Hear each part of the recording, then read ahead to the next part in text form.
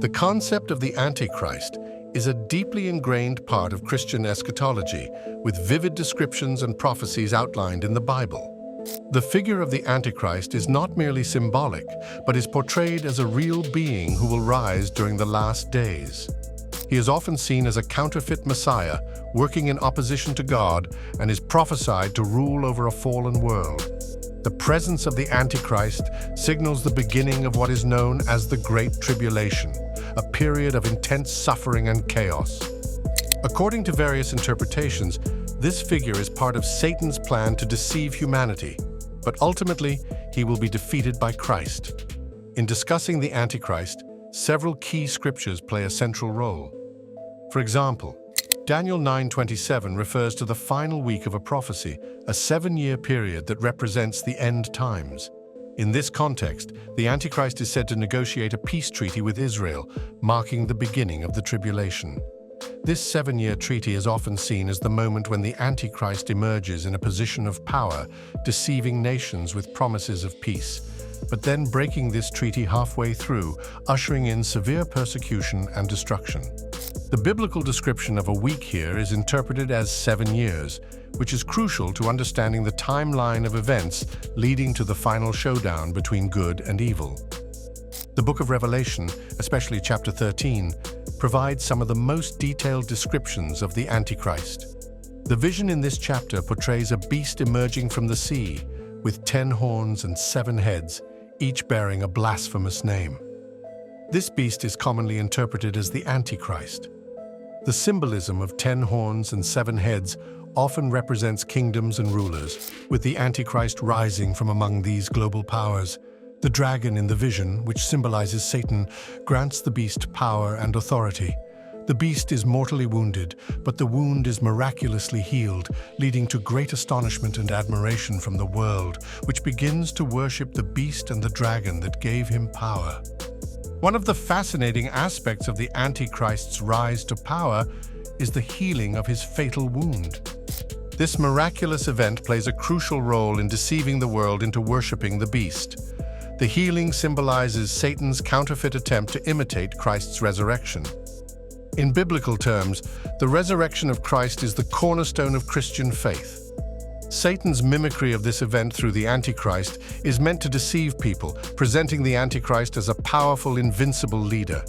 The world, as a result, will marvel at him, seeing him as a leader who cannot be defeated. The question, who is like the beast? Who can fight against him? Further illustrates the depth of deception that will envelop the earth during the reign of the Antichrist. The Antichrist's rule is characterized by blasphemy and arrogance. Revelation states that he will have the ability to utter great things and blasphemies for 42 months, which is equivalent to 3.5 years. This period is often seen as the second half of the tribulation, where the Antichrist's true nature is revealed. During this time, he will openly defy God and persecute Christians. The Antichrist's blasphemies are not only against God, but also against his dwelling place and those who are in heaven.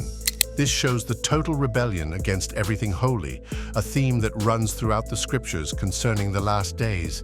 The Antichrist is not just a political figure, but also a religious one, leading the world into idolatry. The image of the beast is set up, and those who refuse to worship it are killed. This persecution is a defining feature of the Antichrist's reign. Christians in particular will face severe trials as they refuse to bow down to the false god that the Antichrist represents. The image of the beast, empowered by the second beast, often seen as the false prophet, becomes the focal point of global worship. This second beast performs miracles, deceiving people into believing that the Antichrist is indeed a divine figure. These miracles, along with the coercion of worship, create an environment where the faithful are forced to choose between their allegiance to God or their lives. One of the most recognizable symbols associated with the Antichrist is the mark of the beast. Revelation 13:16-17 speaks of this mark, which will be placed on people's right hands or foreheads. Without this mark, no one will be able to buy or sell, effectively cutting off those who refuse the mark from participating in society. The mark of the beast is a symbol of loyalty to the Antichrist, and accepting it means rejecting God. Christians who refuse to accept the mark will face immense persecution, but the Bible promises that their faithfulness will be rewarded in the end. The mark of the beast also ties into the broader concept of control. During the reign of the Antichrist, he will exert control over every aspect of life, from the economy to religion. Those who refuse to submit to his authority will be marginalized, persecuted, and even killed. This level of control is unprecedented, and it shows the totalitarian nature of the Antichrist's rule. The Bible warns believers to remain vigilant during this time, as the temptation to conform will be strong. But those who endure to the end will be saved. The rise of the Antichrist is also linked to the formation of a one-world government. This government is often seen as a revival of the Roman Empire, based on interpretations of the prophecy in Daniel and Revelation. The Roman Empire, at its height, was one of the most powerful empires in history, and its revival in the end times is seen as a symbol of the Antichrist's global dominion. Today, many scholars and theologians point to the formation of political unions, such as the European Union, as potential precursors to this one-world government. As nations continue to integrate politically and economically, the foundation is being laid for a future global leader to emerge.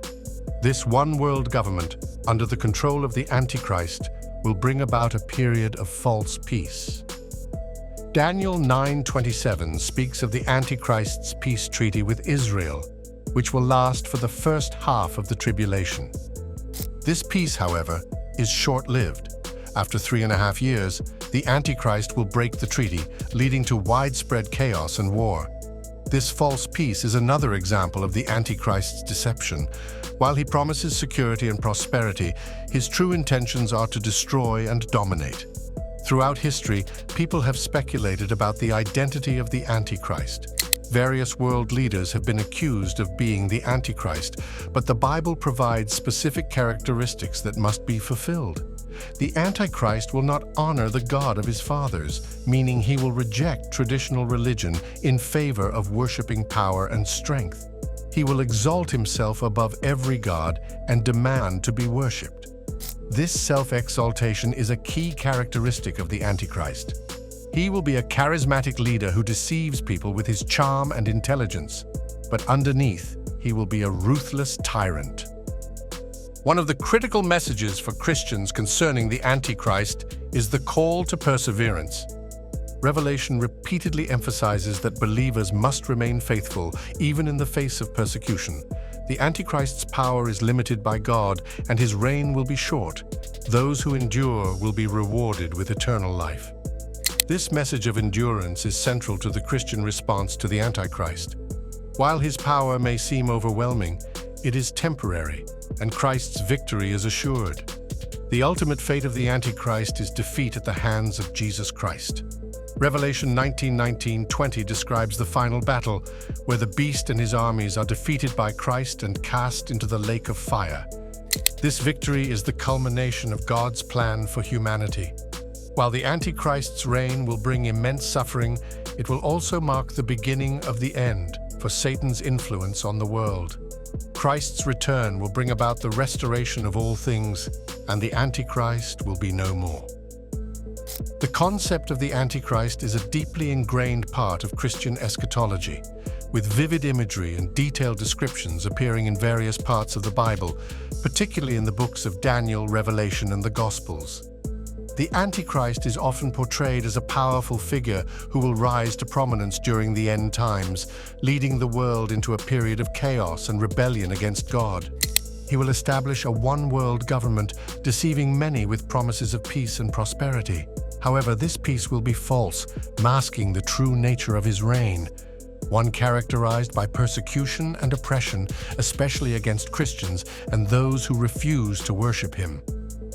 The Antichrist's rise to power is often associated with the 70th week of Daniel's prophecy, which refers to a 7-year period of tribulation. During this time, the Antichrist will make a covenant with Israel, promising peace, but will break this covenant halfway through, leading to the abomination of desolation.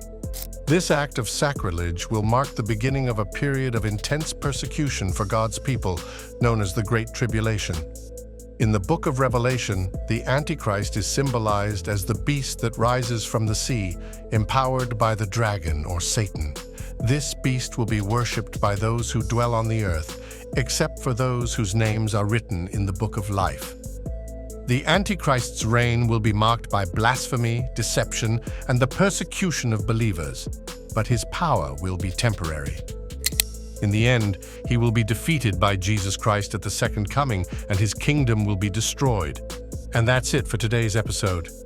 Don't forget to give this video a like and also smash that subscribe button while you're down there.